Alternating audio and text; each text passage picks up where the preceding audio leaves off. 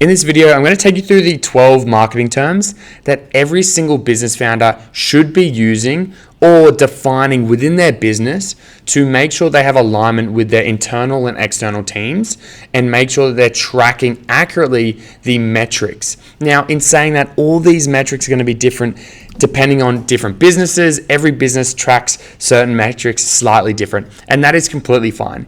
The problem is when there is not a clear alignment on that specific definition or how to calculate that marketing term that leads businesses to be heading in the wrong direction when it comes to their reporting and insights based on these key marketing terms. So, in this video, I'm going to take you through 12 marketing terms that we typically use with the brands that we work with. We give them this guide and we say, hey, here's the terms that we use when we're speaking about average order value, for example. Here's what we mean. Now, when we go through these, you can set these for your business in any way, shape, or form. They do not have to be exactly like this. Some of these are kind of, there's no debating them. Others, each business is going to have a slight variation to these. But let's just go through them. So first one is obviously average order value. Now, average order value is typically defined as the average amount spent per purchase. Now, there is variations of this. You could use mean, medium, or mode to define average order value. You could also use first customer or existing customer average order value. But as a top line average order value, this, if we are mentioning this, here's typically what we mean.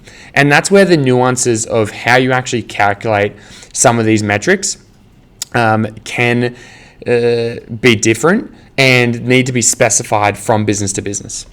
So that's average order value. If we are mentioning LTV or lifetime value, this is the total amount a customer spends in your store across their lifetime of being a customer. CAC, this is probably one of the biggest ones that brands actually get wrong, right? Because they confuse CAC with cost per purchase.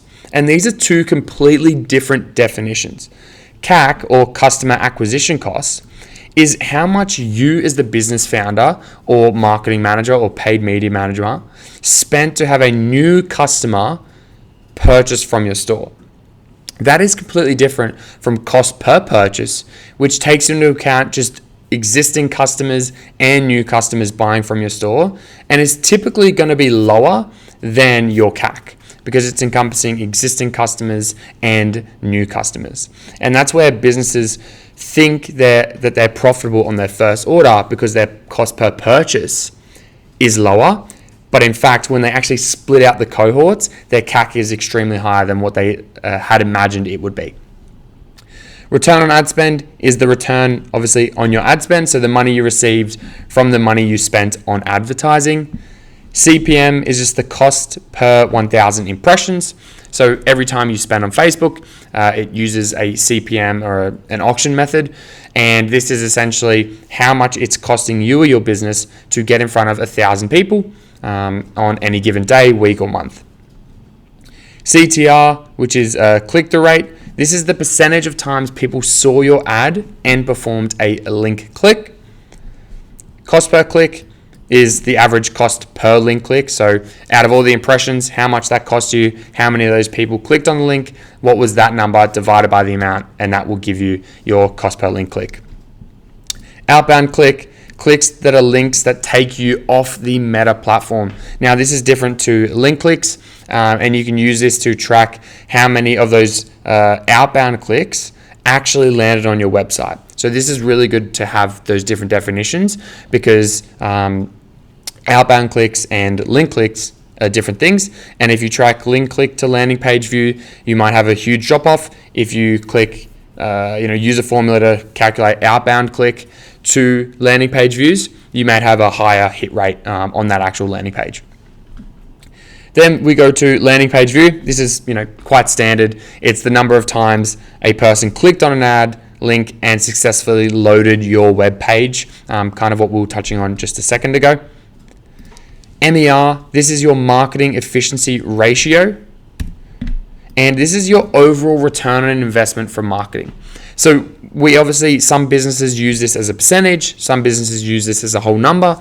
It doesn't matter which way you use it, and that's the big thing with definitions. It doesn't matter which way you calculate it, as long as you and your external or internal team are aligned on that definition, that is okay. So if you use percentages, if you use whole numbers, that's completely fine. This is essentially, and what you can do a step further than this, and we have a document, is have the actual formulas. But this is essentially your top line revenue, and you divide that by your marketing investment, and you'll get your MER either as a percentage or as a whole number.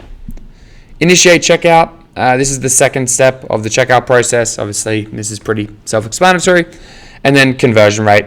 This is the percentage of sessions that result in orders, but out of the total number of sessions.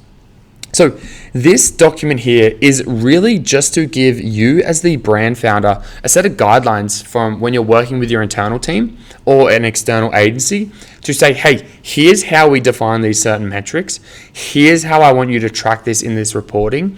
And this way you have complete alignment over the metrics that you report on, how you actually calculate those metrics, and to make sure you're clearly tracking towards the right metrics or revenue growth numbers based on how you define terms within your business.